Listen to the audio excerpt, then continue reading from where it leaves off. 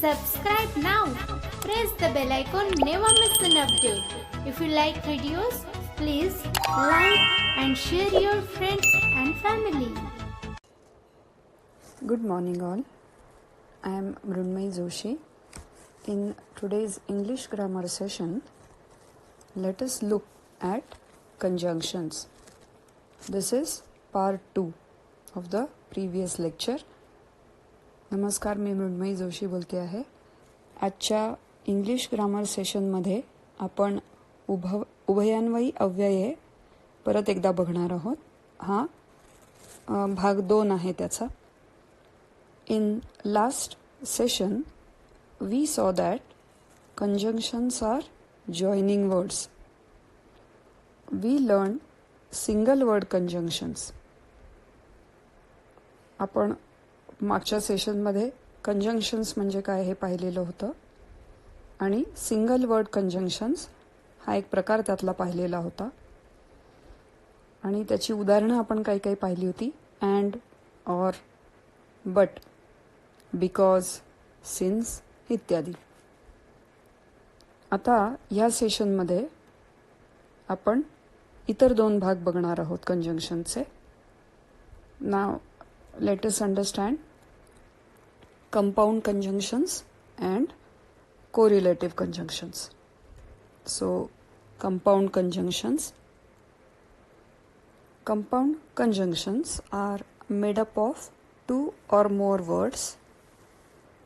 These words are used in pairs to join phrases or clauses. And just remember that they are always used together. उभयान्वयी अव्ययांची जोडी जी उपवाक्य जोडते त्यांना compound conjunction असं म्हणतात आणि compound conjunctions नेहमी एकत्रच वापरले जातात. काही उदाहरणं बघूया. ॲज लॉंग ॲज म्हणजे जोपर्यंत. As long as it is free, I will use it. जोपर्यंत ते मोफत आहे तोपर्यंत मी ते वापरीन. सो as long as म्हणजे जोपर्यंत. दुसरं कायम वापरात येणारं आहे even if. EVEN आणि if. even if म्हणजे जरी. Seat belts are compulsory even if your car has airbags. Seat belts असणं बंधनकारक आहे जरी तुमच्या कारला एअरबॅग्स ही जी फॅसिलिटी असते हे असलं तरी हे बंधनकारक आहे. सो तर इवन इफ हे जे कंपाऊंड कंजंक्शन आहे ते आता आपण पाहिलं. पुढचं आहे सो दॅट म्हणजे जेणेकरून. I will go to France so that I can learn French. मी फ्रान्सला जाईन जेणेकरून मी फ्रेंच शिकू शकेल. सो दॅट म्हणजे जेणेकरून. अजून एक उदाहरण बघूयात. Provided that. PROVIDED. Provided that म्हणजे प्रोव्हायडेड दॅटचा अर्थ असा होतो जर का. त्याचं एक सेंटेन्स बघूयात. He will come to school provided that he is well. म्हणजे जर का बरं असेल तर तो शाळेला येईल. Provided that. सो पुढचं आहे in order that. IN in order ORDER. That. In order that किंवा सो दॅट हे दोन्ही कंपाऊंड कंजंक्शन्स आहेत म्हणजे त्यानुसार असा त्याचा अर्थ होतो. एक वाक्य बघूया आपण. She opened the window in order that the wind could come in. आता ही आपण काही कंपाऊंड कंजंक्शन्स पाहिली होती. आता आपण पाहूया को रिलेटिव्ह कंजंक्शन्स हा प्रकार आता आपण बघणार आहोत. म्हणजे ज्यांना परस्पर संबंधित उभयान्वयी अव्यय असं म्हणता येईल ती आहेत correlative conjunctions. So these conjunctions are used in parts to join the parts which are similar in length and meaning. In this, each of the words are placed before the parts that are correlated. म्हणजे असं म्हणता येईल की वाक्यात ही कशी वापरली जातात को रिलेटिव्ह कंजंक्शन्स. मी एक उदाहरण घेते, म्हणजे हे एक्सप्लेन करायला थोडं कठीण आहे, पण उदाहरण घेतलं की लगेच स्पष्ट होईल. Either or. आता ही जी जोडी आहे म्हणजे आयदर मग एक उपवाक्य येतं आणि ऑर त्याच्यापुढं दुसरं उपवाक्य किंवा वाक्य येतं.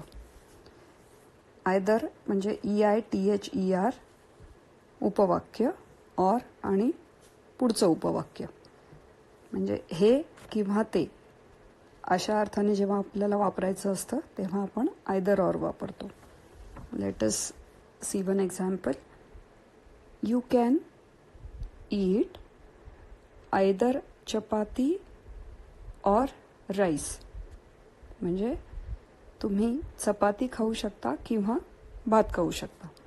तर हे आयदर आणि मग ऑर असं वापरलं जातं. पुढचं बघूया. नो सूनर आणि दॅन. मग हे कसं वापरतात. म्हणजे नो सूनर एक उपवाक्य किंवा वाक्य आणि दॅन त्याच्या पुढं दुसरं उपवाक्य किंवा वाक्य. म्हणजे च्यापेक्षा लवकर नाही असं जेव्हा आपल्याला म्हणायचं असतं तेव्हा नो सूनर दॅन असं जनरली वापरतो आपण. एक उदाहरण बघूया. No sooner Ram got letter than he left for his hometown. आता इथे च्यापेक्षा लवकर असा त्याचा अर्थ नाही आहे. इथे अर्थ असा आहे की ज्या क्षणी रामला किंवा ज्या वेळेस रामला हातात पत्र मिळालं त्यावेळेस तो त्याच्या होमटाऊनला म्हणजे त्याच्या घरी गेला. सो नो सूनर आणि दॅन ही जोडी अशी वापरतात. पुढचं बघूया. Not only but also. म्हणजे not only a sentence part but also another sentence part. So म्हणजे थोडक्यात हेच नाही तर ते सुद्धा या अर्थाने ते येतं. उदाहरण बघू.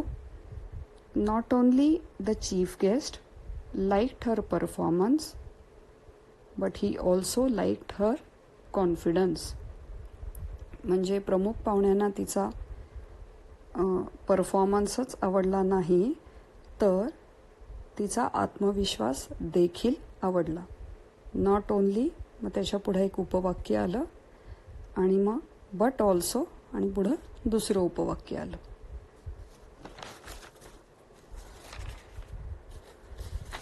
अजून दोन उदाहरणं देता येतील. Neither nor. म्हणजे जेव्हा आपण म्हणतो की हेच नाही तर ते सुद्धा नाही या अर्थाने. म्हणजे एक उदाहरण घेऊया. Neither the passer by nor the police help the accident victim. म्हणजे अपघातग्रस्ताला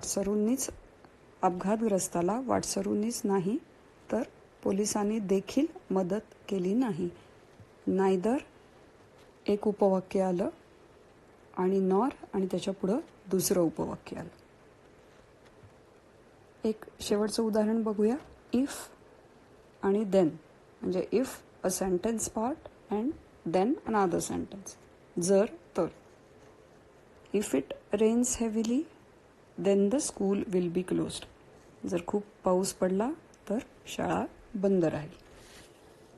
तर थोडक्यात आपण आज कंपाऊंड कंजंक्शन्स आणि कोरिलेटिव्ह कंजंक्शन्स खोलात जाऊन पाहिलेली आहेत. जर काही शंका असतील तर तुम्ही विचारू शकता. थँक्यू.